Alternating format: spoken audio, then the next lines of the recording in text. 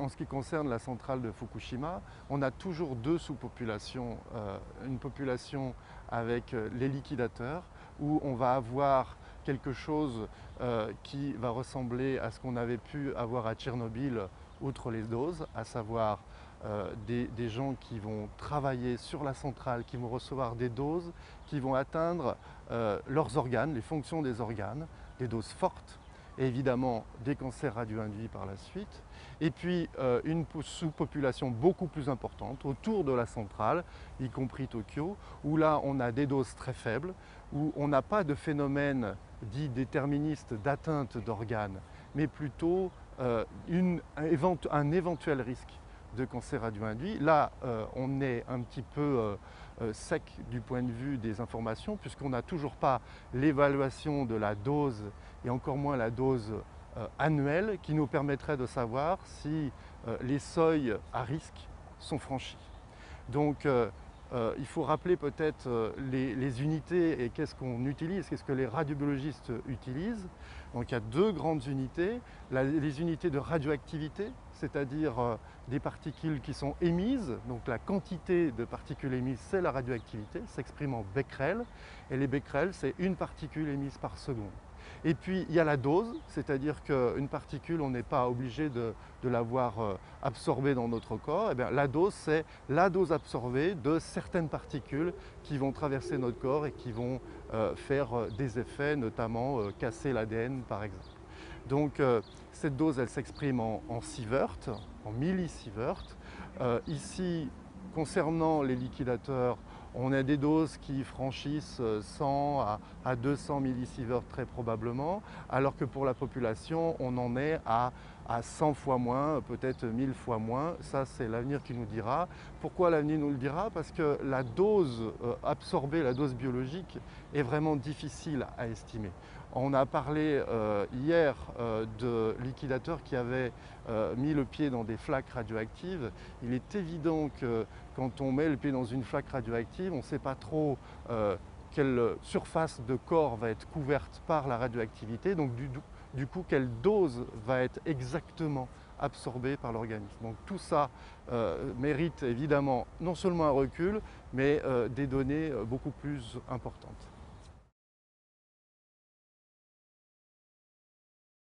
Lors d'un accident de centrale nucléaire, on a trois grands types d'émanations possibles.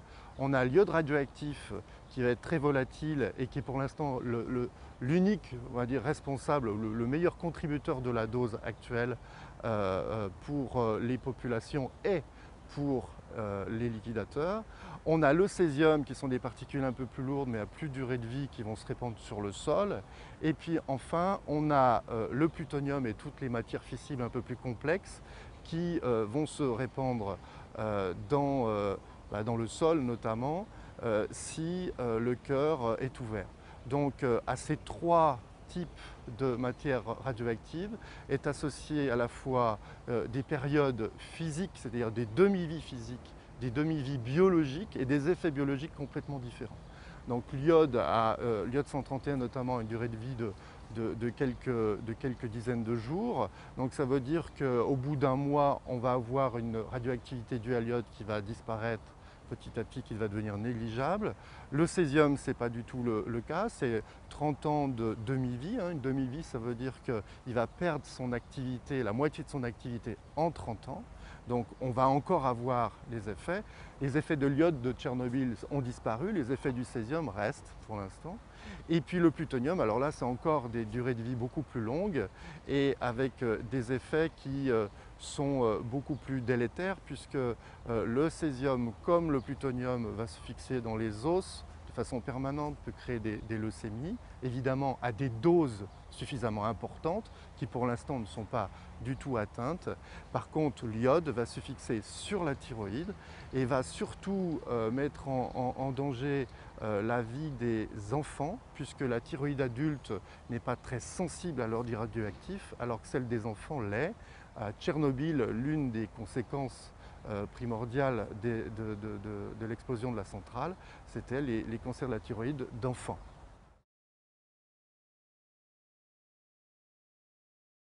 La contamination des eaux et des terres, césium et surtout iode, va évidemment, ce que je disais tout à l'heure, va être absorbé par l'organisme à des durées de vie et à des périodes biologiques différentes.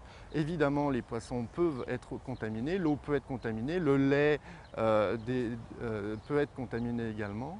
Le problème, c'est l'absorption donc biologique de cette énergie, puisque la radioactivité c'est de l'énergie, et est-ce que le produit radioactif va être suffisamment éliminé pour ne pas créer un effet. Pour l'instant, les doses actuelles ne dépassent pas les limites autorisées ou alors très peu.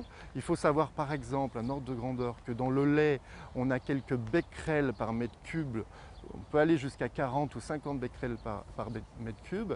L'alerte est située au-dessus de 100 becquerels par mètre cube, voire plus. Et donc du coup, là, on n'a pas atteint encore les données, ces seuils.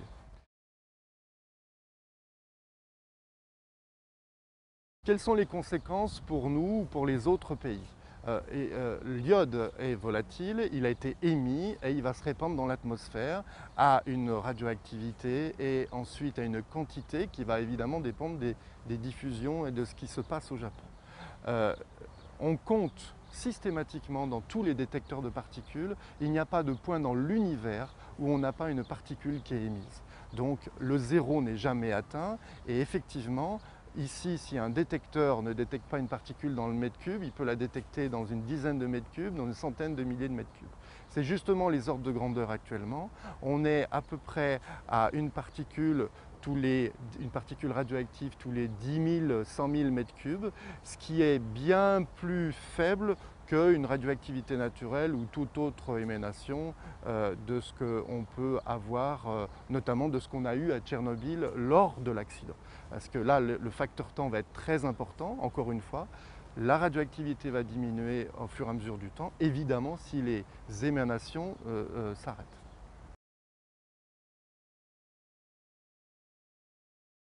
Tout d'abord, c'est la perception de la radioactivité. On confond souvent le possible et le probable. Donc une cigogne dans un champ, c'est possible, c'est probable. 100 cigognes dans un champ en même temps, c'est possible, c'est un peu moins probable. 1000 cigognes sur la place de la mairie d'un petit village en même temps, c'est toujours possible, mais c'est beaucoup moins probable. Donc l'interaction des particules radioactives, quand elles sont très faibles en quantité, eh bien, évidemment, une particule peut créer éventuellement un cancer, et encore, ça peut être contesté du point de vue biologique, puisqu'il en faudrait plusieurs. Mais là, on est dans une situation où, pour l'instant, les effets sont faibles. Dans la situation actuelle, les effets et les quantités radioactives sont suffisamment faibles. La radioactivité naturelle est quasiment plus élevée pour faire des effets à long terme. Les effets à long terme sont de deux types. Ça peut être des atteintes, encore une fois, d'organes, mais les doses pour atteindre ces effets doivent être très élevées. Ce ne sont que les liquidateurs qui vont être concernés. Par contre, les limites pour les cancers radio-induits peuvent être atteintes, éventuellement dans des populations à très proche proximité de la centrale, avec une ingestion, une inhalation constante de radioactivité. Il y a des seuils qu'on connaît, qui sont publiés dans des journaux scientifiques, qui ne sont pas contestés. Et si on est en deçà du seuil, eh bien, on a moins de risques d'avoir un cancer radio-induit, qui seront de trois types: les cancers de la thyroïde pour l'enfant, des leucémies, éventuellement des cancers des os, mais à plus long terme pour des particules très particulières comme par exemple le plutonium. Et encore une fois, pour les populations ici, on n'est pas à l'heure actuelle, on n'est pas dans cette situation.